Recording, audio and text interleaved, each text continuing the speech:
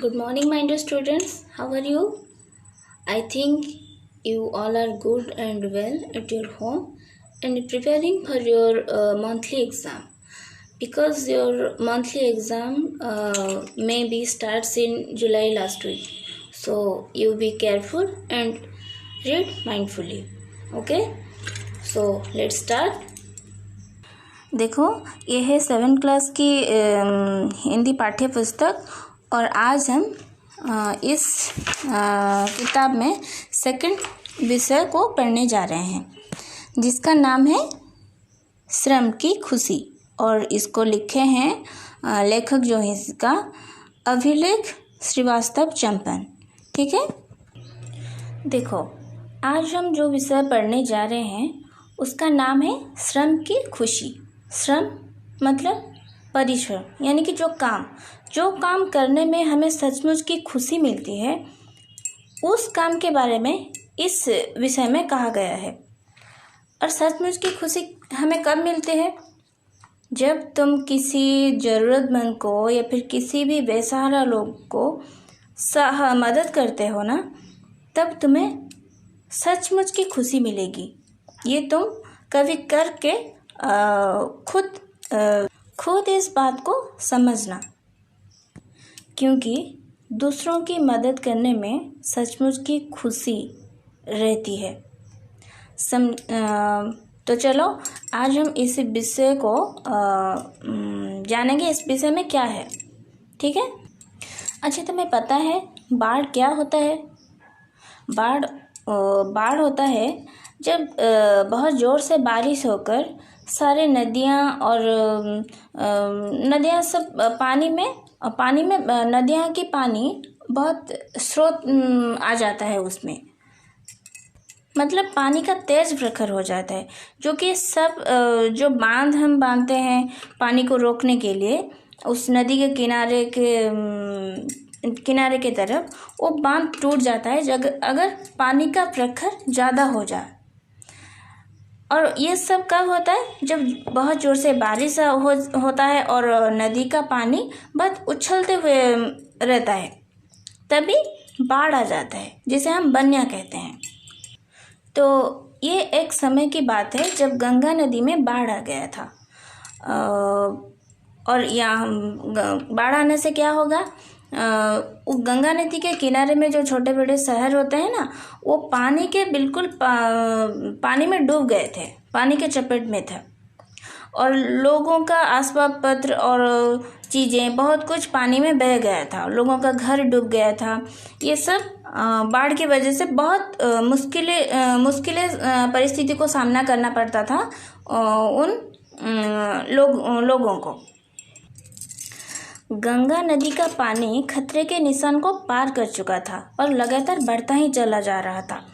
और इसी वजह से शहर के किनारे में जो ऊंचा और मजबूत बांध होता है ना, उसी वजह से शहर पर कुछ विशेष प्रभाव नहीं पड़ा, लेकिन गांव जो दूसरी तरफ, वो गंगा नदी के दूसरी तरफ जो गांव होता है, वो गांव पूरी तरह से डूब गया था जल में। तो लोग पूरा त्राही मचा रहे थे और प्रशासन उसको बचाने की कोशिश में था। हमारे देश के जो नौजवान होते हैं, सिपाही, वो सब क्या कहते थे? जो लोग पानी में अपना घर खो दिए हैं, उन लोगों को, बेसहारा लोगों को एक जगह पर रखकर उनको बचाकर एक सुरक्षित स्थान पर रखते थे और उनका मदद कर रहे थे। सारे स्कूल कॉलेज भी अनिश्चित काल के लिए बंद हो गया था। तब क्या हुआ? अमोल नाम का एक बच्चा, तुम्हारी तरह एक बच्चा जिसका नाम है अमोल, स्कूल कॉलेज तो बंद हो गया था, तो वो अपने बरामदे में बैठकर पेपर में ये सब बाढ़ की चित्र देख रहा था। और टीवी में न्यूज़ जब हम देखते हैं तब बाढ़ की चित्र हम देखते हैं, तो ये पेपर में देख रहा था। तभी उसके तीनों दोस्त उस समय उसके पास आकर पहुँचे। उन तीनों दोस्त का नाम क्या था? अपूर्व, दीपक और गौरव। तो उन लोगों ने अमोल से पूछा कि यहाँ बैठकर क्या कर रहे हो? तो अमोल ने कहा, कुछ नहीं, बस बाढ़ की छवि देख रही थी पेपर से।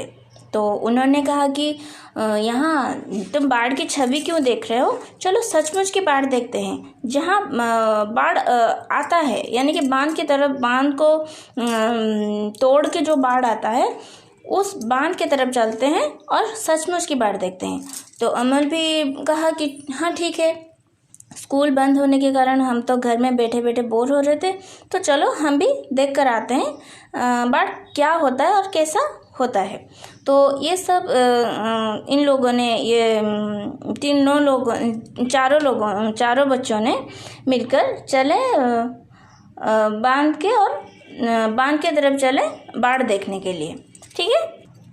जब चारों दोस्तों ने घूमते घूमते उस बांध की तरफ जाकर पहुँचे तो वो देखे कि उस बांध के पास बहुत भीड़ जमी थी।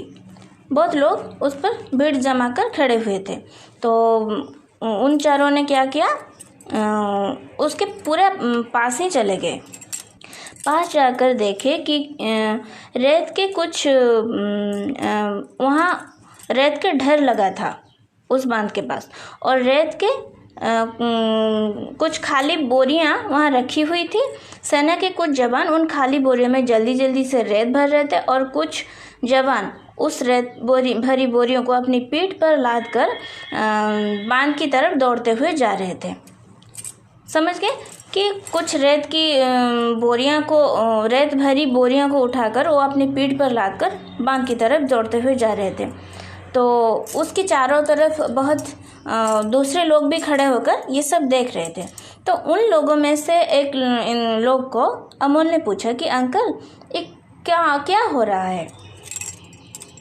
तब उस इंसान ने मुंह बिचका कर उत्तर दिया, भाई मुझे तो पता नहीं, मैं तो बस घूमने के लिए ही निकला था, और भीड़ देखी तो आकर खड़ा हो गया बस, और मुझे कुछ पता नहीं। तो फिर अमोल ने क्या किया, तब अमोल ने उस भीड़ को पार करके, भीड़ से निकलकर जाकर देखा कि सेना के जवान जो रेत भरे बोरियों को उठाकर बांध की तरफ ले जा रहे थे, वो उन लोगों में से एक जवान को वो पूछा कि अंकल क्या हो रहा है, यहाँ कुछ परेशानी है, आप लोग इस बोरी में रेत भरकर क्यों लेके जा रहे हैं वहाँ, क्या बात है, ये पूछा। तब उनमें से एक जवान ने उत्तर दिया कि गांव घाट के पास बांध में दरार पड़ गई है, वहां रेत भरी बोरियां रखकर हम लोग उस दरार को बंद करने की कोशिश कर रहे हैं। यदि जल्द से जल्द उस दरार को बंद नहीं किया गया तो पानी के दबाव के कारण बांध टूट भी सकता है। यदि बांध टूट गया या दरार बढ़ गई तो पानी अंदर आने लगेगा और स्थिति बेकाबू हो जाएगी, कम से कम आधा शहर डूब ही जाएगा। बस ये कहकर वो फिर से उस बोरी में रेत भरने लगा। क्या कहा उसने कि अगर हमने ये रेत भरी बोरियों को उस बांध के और नहीं रखेंगे तो बांध टूटकर गांव की तरफ पानी आकर गांव डूब जाएगा। ये बात सुनकर अमोल बहुत घबरा गया। उसके आंखों के चारों तरफ बस वो जो टीवी में जो चित्र देख रहा था, वो जो तस्वीरें देख रही थी कि बांध के कारण पूरे शहर डूब गया है, वो तस्वीरें उसके आंखों के सामने घूमने लगी।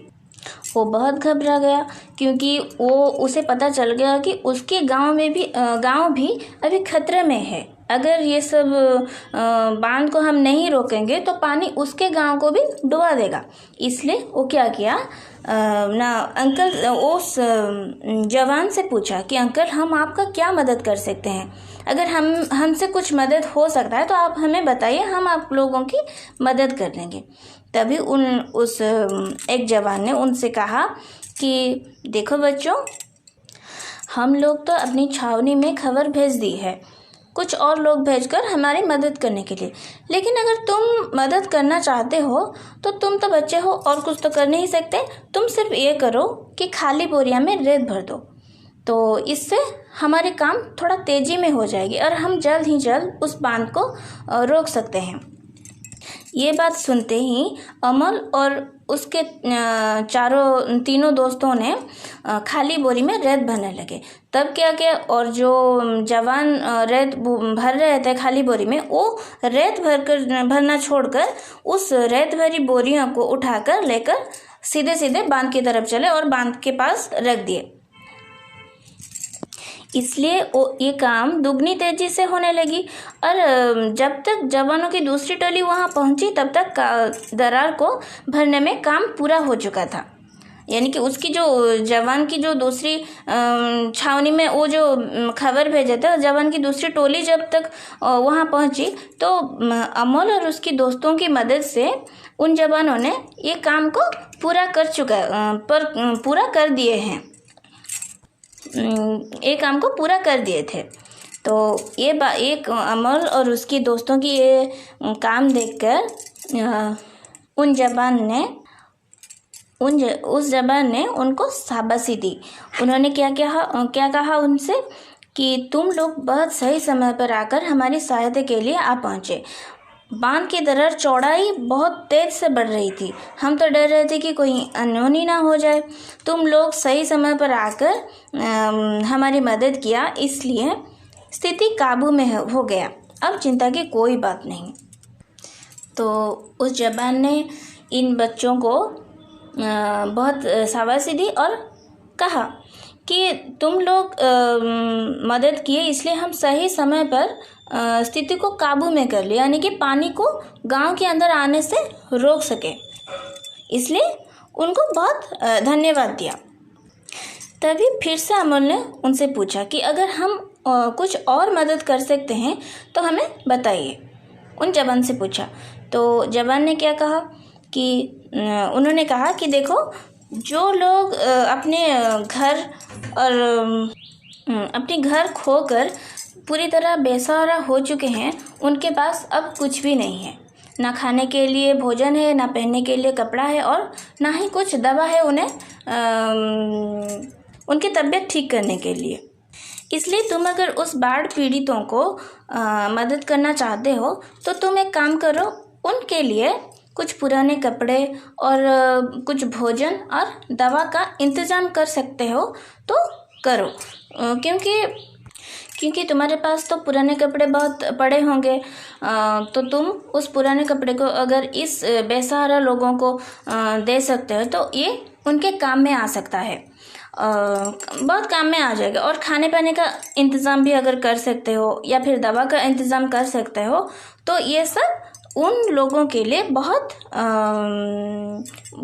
ज़रूरत की चीज़ होगी। तुम लोग चाहो तो लोगों से सामान इकट्ठा करके बाढ़ पीड़ितों के लिए बने सरकारी सहायता कोष में जमा कर सकते हो। बाढ़ पीड़ितों को देखभाल सिर्फ सरकार की ही जिम्मेदारी नहीं है, हम सभी देशवासियों का यह कर्तव्य है कि बाढ़ के इस प्रकोप से हम मिलजुल कर निपटें। एक सेना ने यह जवाब दिया।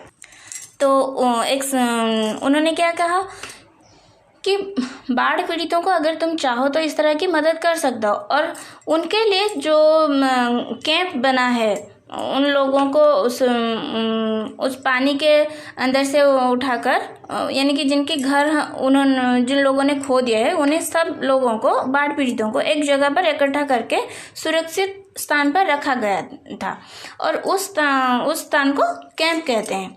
तो जवान ने क्या कहा, तुम अगर चाहो तो ये सब कपड़ा, खाना और दवा जाकर जो सरकारी सहायता कोष उनके लिए बनाया गया है उन बाढ़ पीड़ितों के लिए, उस कोष में जमा कर सकते हो या फिर उन लोगों को खुद बांट भी सकते हो। ये सब करके तुम उनकी मदद कर सकते हो, क्योंकि सरकार हम लोगों की सारी देखभाल सरकार करते हैं, लेकिन जो असहाय लोग होते हैं उनकी देखभाल करना सिर्फ सरकार का ही जिम्मेदारी नहीं है, हम सभी देशवासियों का भी ये जिम्मेदारी है कि हम किसी ज़रूरतमंद को उसकी ज़रूरत के वक्त हम मदद कर सकते हैं। तो ये बात सुनकर फिर से अमोल और उसकी तीनों दोस्तों ने मिलकर उनको फिर से मदद करने के लिए चले और ये सब सामान इकट्ठा करने के लिए चले। तो इस पार्ट से हमें क्या सीखने को मिला? देखो, अगर हम किसी का मदद करने के लिए चाहें तो उसके लिए हमें किसी उम्र की ज़रूरत नहीं है या फिर पैसे की ज़रूरत भी नहीं है।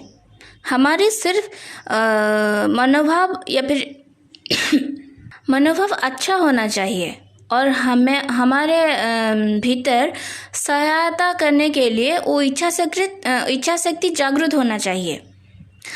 आज अगर तुम किसी का मदद करोगे तो कल अगर तुम्हारी भी कोई ज़रूरत होगी तो तुम्हें भी कोई ना कोई लोग आ जाएगा मदद करने के लिए।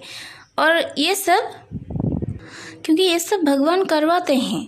क्योंकि अगर तुम किसी का मदद करोगे तो तुम्हें कोई देखे या ना देखे, ईश्वर देखते हैं, ईश्वर सब कुछ देखते हैं।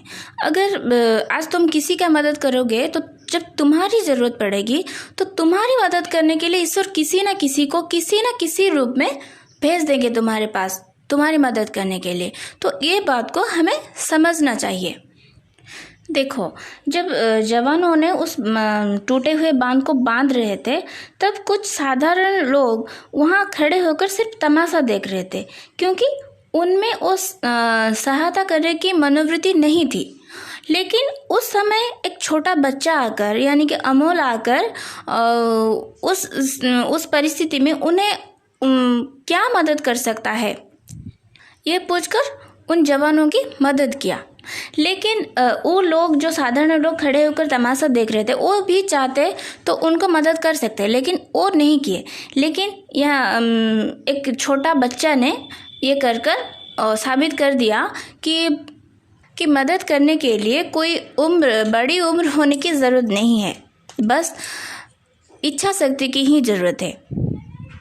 तो तुम लोग भी ये बात आज से अपने दिमाग में ठान लो कि कभी भी किसी भी ज़रूरतमंद को अगर कुछ भी ज़रूरत पड़ेगी तो तुमसे जितना भी हो सकेगा तुम उनको मदद करोगे, ठीक है।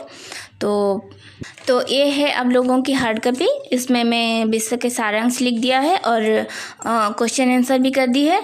तो तुम इस विषय को 1-2 बार ज़रूर पढ़ोगे और उसकी क्वेश्चन आंसर जो मैंने कर दी है उसको देखकर भी प्रैक्टिस करोगे, ठीक है।